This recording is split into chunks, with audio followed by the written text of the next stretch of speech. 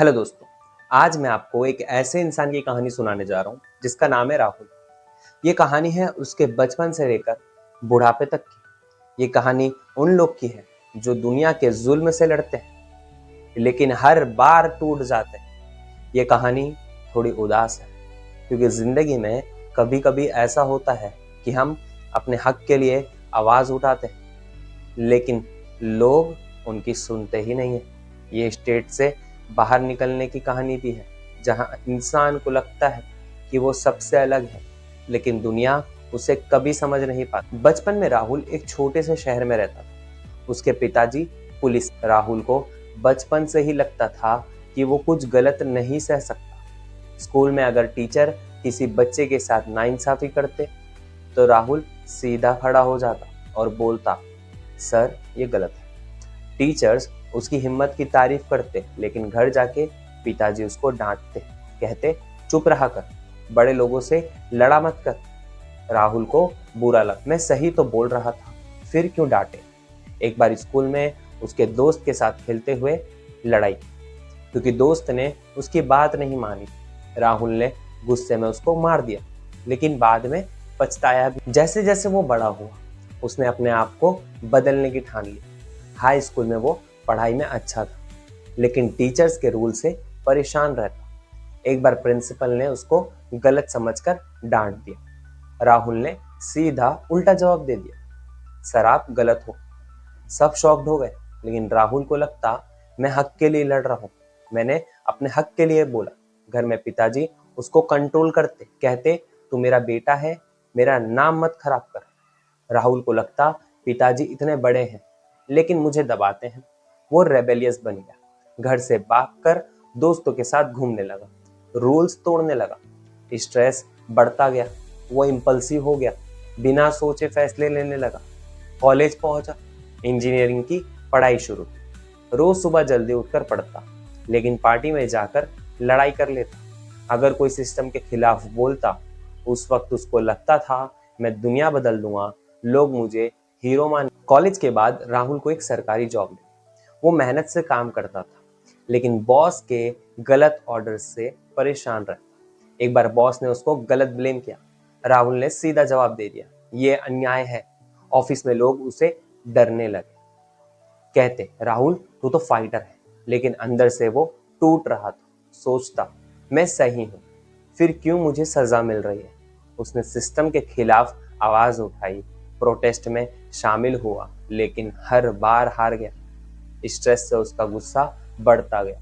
वो violent impulses महसूस करता लेकिन कंट्रोल करता।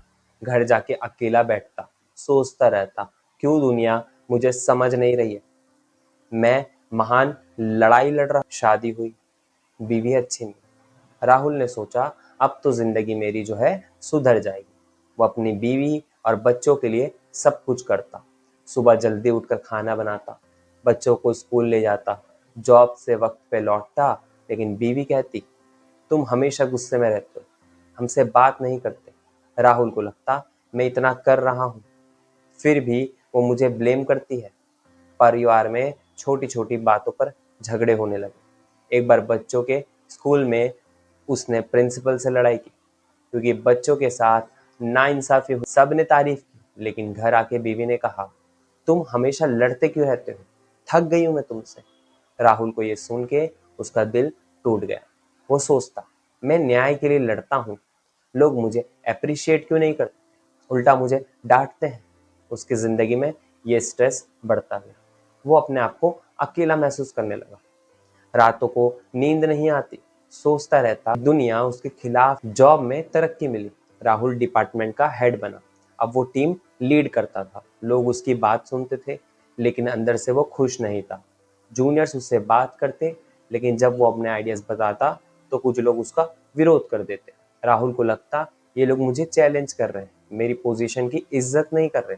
वो घर आके चुप रहता, बीवी से बात। एक दिन बॉस ने उसकी एक गलती पे उसको डांट दिया। राहुल ये सह नहीं पाया। वो सोचा मैं इतनी मेहनत करता हूँ फिर भी ये लोग मुझे दबाते हैं। उस दिन से वो इंडिफरेंट हो गया, ऑफिस में इंटरेस्ट खत्म हो गया, बच्चों से बात करना बंद। उसे लगता था कि वो न्याय के लिए लड़ रहा है लेकिन उसे कोई समझ बचपन से लेकर बुढ़ापे तक राहुल अन्याय के खिलाफ लड़ता रहा, अपने हक के लिए आवाज उठाया, लेकिन हर जगह उसको लगता रहा कि लोग उसे दबाते हैं।